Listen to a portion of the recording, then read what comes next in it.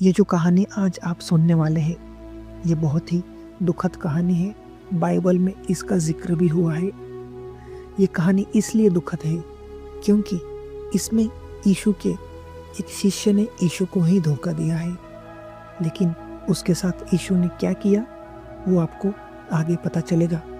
ये सिर्फ 3 या 4 मिनट का वीडियो है, लेकिन ये वीडियो देखने से आपको बहुत कुछ सीखने को मिलेगा।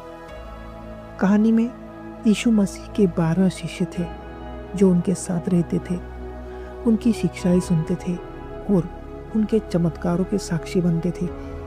यहूदा उन्हीं 12 शिष्यों में से एक था। उसे धन की थैली संभालने की जिम्मेदारी दी गई थी। वो बाहर से तो यीशु का अनुयायी था, परंतु उसके मन में धीरे धीरे लालच बढ़ने लगा। एक दिन यहूदा गुरुओं के पास गया और उनसे पूछा कि यदि वह यीशु को उनके हाथों पकड़वा दे तो वे उसे क्या देंगे। गुरुओं यानी कि महायाजकों ने उसे 30 चांदी के सिक्के देने का वादा किया। यहूदा इसके लिए तैयार हो गया। इस तरह से उसने लालच में आकर गुरु को धोखा देने की योजना बना ली। गिरफ्तारी से पहले यीशु ने अपने शिष्यों के साथ अंतिम भोज किया। उसी समय उन्होंने कहा कि तुम में से एक मुझे धोखा देगा। यह सुनकर सभी शिष्य दुखी और चिंतित हो गए। हर एक ने पूछा, क्या वो मैं हूँ? क्या वो मैं हूँ? यहूदा ने भी यही प्रश्न किया। यीशु ने शांत स्वर में संकेत दिया कि वही उन्हें पकड़वाने वाला है। फिर भी यीशु ने उसके साथ कठोर व्यवहार नहीं किया।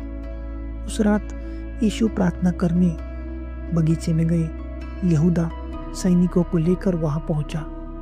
उसने पहचान के लिए एक निशान तय किया था। वो यीशु को चूमेगा। उसने आगे बढ़कर यीशु को चूमा और सैनिकों ने तुरंत यीशु को पकड़ लिया। यह एक बहुत दुखद क्षण था जब एक शिष्य ने अपने ही गुरु को धोखे से पकड़वा लिया।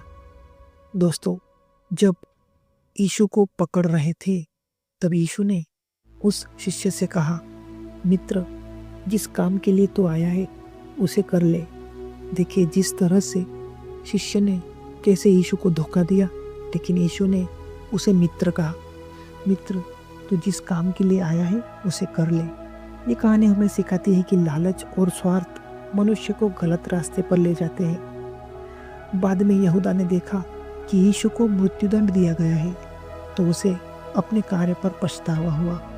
वो चांदी के सिक्के वापस करने गया, परंतु उसकी गलती का परिणाम बदल नहीं सका। अंत में उस शिष्य ने भी अपना जीवन समाप्त कर लिया। सच्चा प्रेम और विश्वास किसी भी कीमत पर नहीं बेचा जाना चाहिए। साथ ही ये घटना यह भी सिखाती है कि यीशु ने अपने साथ धोखा करने वाले को भी कठोर शब्द में नहीं कहा, बल्कि उसे मित्र कहा। और यीशु यही कहते हैं कि अपने दुश्मनों को भी मित्र कहो, उनके लिए प्रार्थना करो